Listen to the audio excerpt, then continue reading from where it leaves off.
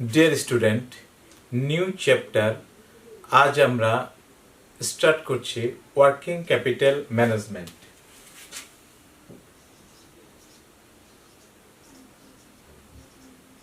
Working capital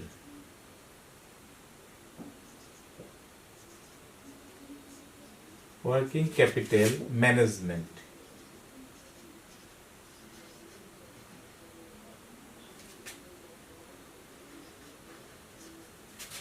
working capital management. তো dear student, আমাদের business প্রতিষ্ঠানে দু ধরনের ক্যাপিটাল থাকে। একটা হচ্ছে ফিক্সড ক্যাপিটাল আর একটা হচ্ছে ওয়ার্কিং ক্যাপিটাল। তো আমাদের ফিক্সড অ্যাসেটের মধ্যে যে ক্যাপিটালটা ইনভেস্ট করা আছে সেটাকে আমরা বলছি ফিক্সড ক্যাপিটাল। তো আমাদের ফিক্সড অ্যাসেট বলতে আমরা কি বুঝি? আমাদের ল্যান্ড, বিল্ডিং, মেশিনারিজ এবং লং টার্ম কিছু ইনভেস্টমেন্ট আছে, ওগুলিতে যেই ক্যাপিটালটা আমাদের বিনিয়োগ করা আছে সেটাকে আমরা বলছি fixed capital. Are working capital কোনটা?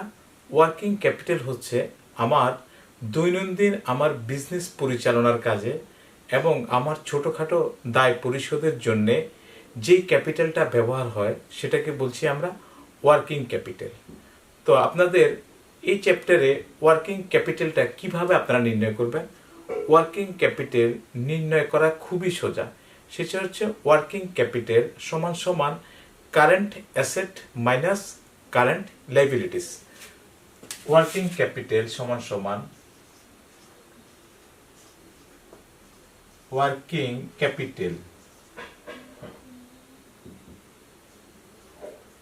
ক্যাপিটাল সমান সমান current asset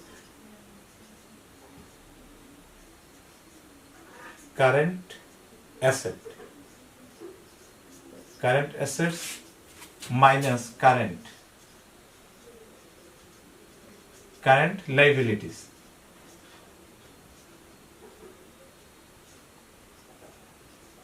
current assets minus current liabilities.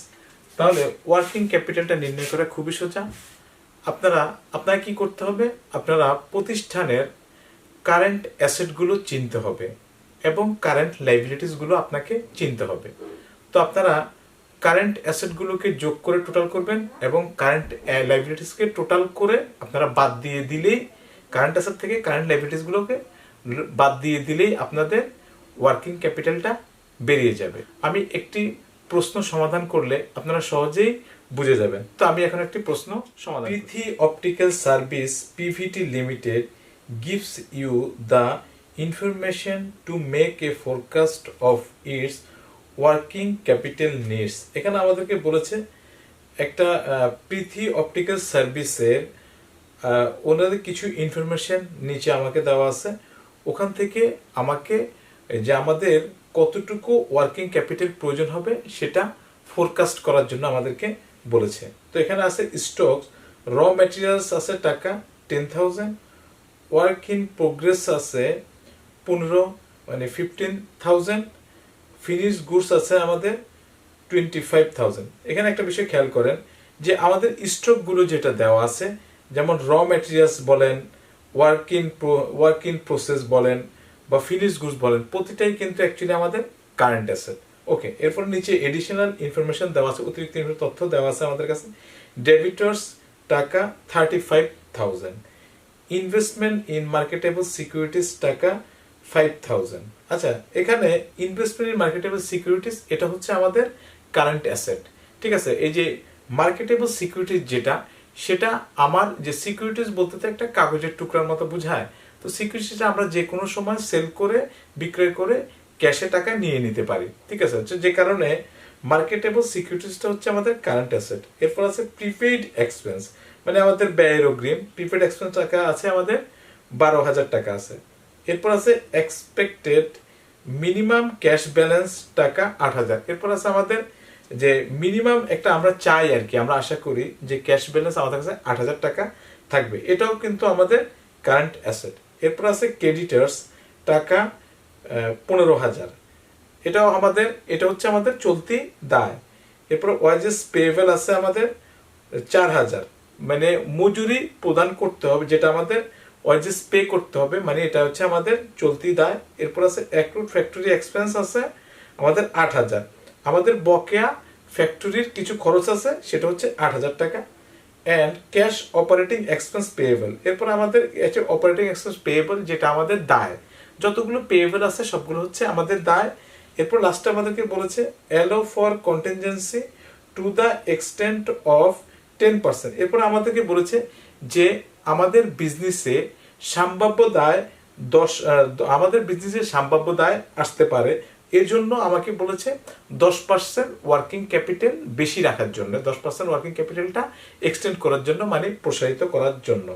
আচ্ছা, তাহলে আমি এখানে খুবই সহজ বিষয়টা, আমি কারেন্ট অ্যাসেটগুলো চিনে প্রথমে কারেন্ট অ্যাসেটগুলো লিখবো, এরপর আমরা কারেন্ট লাইবিলিটিস গুলো লিখবো একটা একটা করে। তাহলে আমরা লিখতে থাকি, প্রথমে আমরা লিখবো কারেন্ট অ্যাসেট গুলো, কারেন্ট অ্যাসেট, কারেন্ট অ্যাসেট। তাহলে আমি একটা সহজ, আমরা কারেন্ট অ্যাসেট গুলো চিনি। এখানে আমাদের যে স্টক গুলো আছে র ম্যাটেরিয়ালস সহ, আমরা একটা একটা করে লিখতে থাকি। প্রথমে আমরা লিখব র ম্যাটেরিয়ালস, এটা আমাদের কারেন্ট অ্যাসেট, র ম্যাটেরিয়ালস। ওকে, র ম্যাটেরিয়ালস আমাদের আছে কত, আমরা এখানে দেখি 10,000 আছে আমাদের। র ম্যাটেরিয়ালস আছে 10,000। এরপরে 2 নম্বরে আমাদের আছে work in process, work in process. আচ্ছা, ওয়ার্কিং প্রসেস আমাদের কত আছে, আমাদের আছে 15,000। এই প্রত্যেকটাই হচ্ছে আমাদের কারেন্ট অ্যাসেট, 15,000। আচ্ছা, এরপরে আমাদের কি আছে, এরপর আছে আমাদের ফিনিশড গুডস, প্রস্তুত পণ্য আর কি।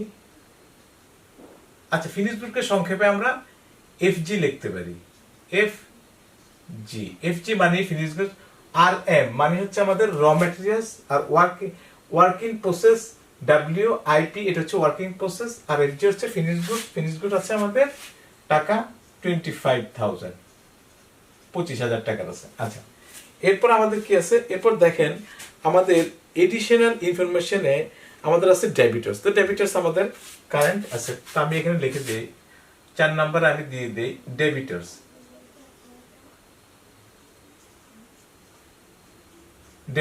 ডেবিটর্স আমাদের কত আছে, সরাসরি 35,000। এরপরে আমাদের ইনভেস্টমেন্ট ইন মার্কেটেবল সিকিউরিটিজ, তাহলে এটা আমাদের current asset, investment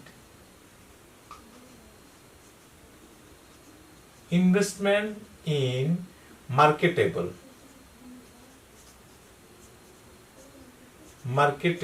securities. Investment in marketable সিকিউরিটিসে আমাদের আছে কত টাকা, 5,000 টাকা। আচ্ছা, এরপরে আছে আমাদের প্রিপেইড এক্সপেন্সেস। মানে এটা হচ্ছে আমাদের অগ্রিম ব্যয়, এটা আমাদের চলতি সম্পদ। তো আমরা 6 নাম্বার দিয়ে লিখি prepaid expense, prepaid expense, prepaid expense আমাদের আছে 12,000। ওকে। আচ্ছা, এরপর আছে আমাদের এক্সপেক্টেড মিনিমাম ক্যাশ ব্যালেন্স। তো ক্যাশ ব্যালেন্স রাখতে চাচ্ছে আমার 8,000 টাকা, আশা করছে। তাহলে এই 8,000 টাকা আমাদের হচ্ছে চলতি সম্পদ, মানে কারেন্ট অ্যাসেট। তাহলে আমরা এখানে শুধু লিখবো ক্যাশ ব্যালেন্স,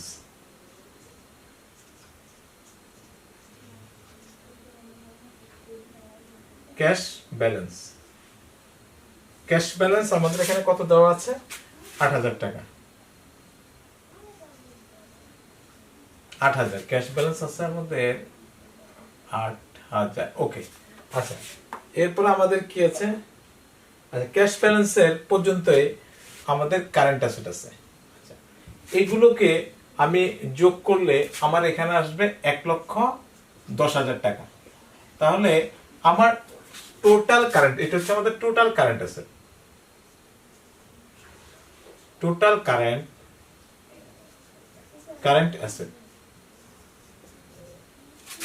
অ্যাসেট আমাদের হচ্ছে 1,10,000। এবার আমি কারেন্ট লাইবিলিটিস গুলোকে টোটাল করে বাদ দিয়ে দিলেই আমাদের রেজাল্টটা বেরিয়ে যাবে। এরপর আমরা লিখবো current liabilities,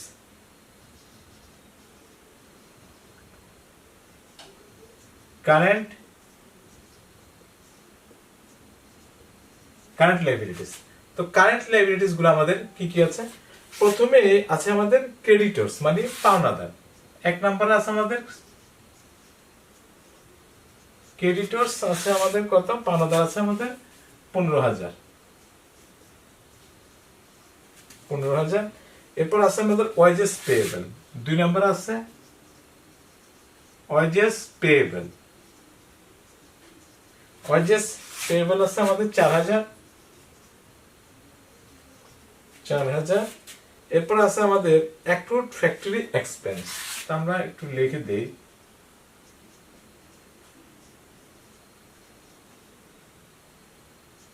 accrued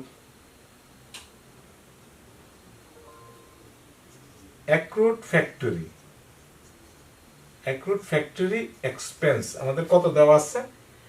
accrued factory expense আমাদের দেওয়া আছে 8,000। এই সবই কিন্তু আমাদের কারেন্ট লাইবিলিটিস। আচ্ছা, এরপরে ক্যাশ অপারেটিং এক্সপেন্স পেয়েবল। 4 নম্বর আছে আমাদের ক্যাশ অপারেটিং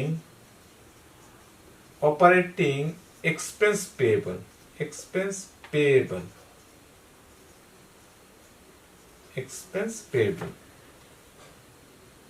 আমাদের কত আছে? 5,000। ক্যাশ অপারেটিং এক্সপেন্স পেয়েবল আছে আমাদের 5,000। তো আমরা কারেন্ট লাইবিলিটিস গুলোকে টোটাল করলে আমাদের এখানে দাঁড়াচ্ছে 32,000। তো আমরা এখানে আমাদের টোটাল কারেন্ট লাইবিলিটিস কত পেলাম? আমরা টোটাল কারেন্ট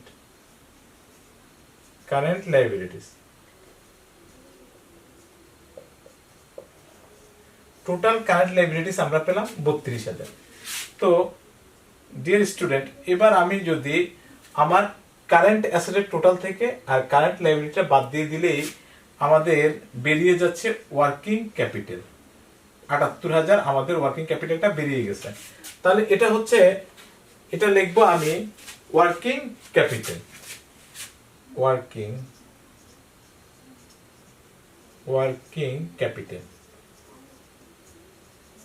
এটা হচ্ছে আমাদের 78,000 হচ্ছে আমাদের ওয়ার্কিং ক্যাপিটাল।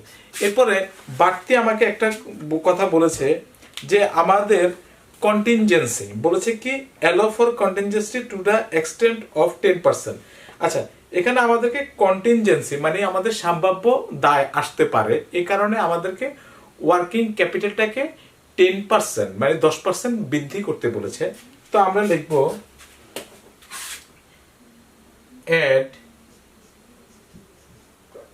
add contingency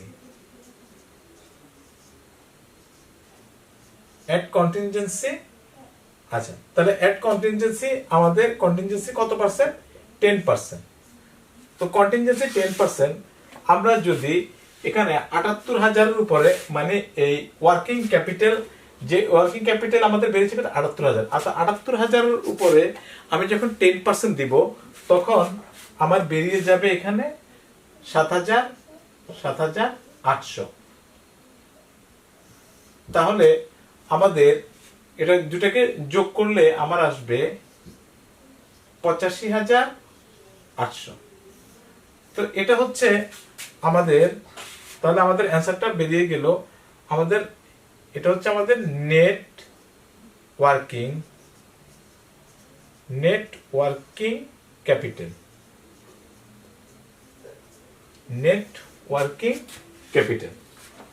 তো ডিয়ার স্টুডেন্ট, আশা করি আপনারা আমার প্রশ্ন সমাধানটা বুঝতে পেরেছেন। তো প্রিয় শিক্ষার্থী, আমার সাথে থাকার জন্য আমার চ্যানেলটি সাবস্ক্রাইব করেন এবং পাশে থাকা বেল বাটনটি অন করে দেন। ভালো থাকবেন সবাই। আল্লাহ হাফেজ।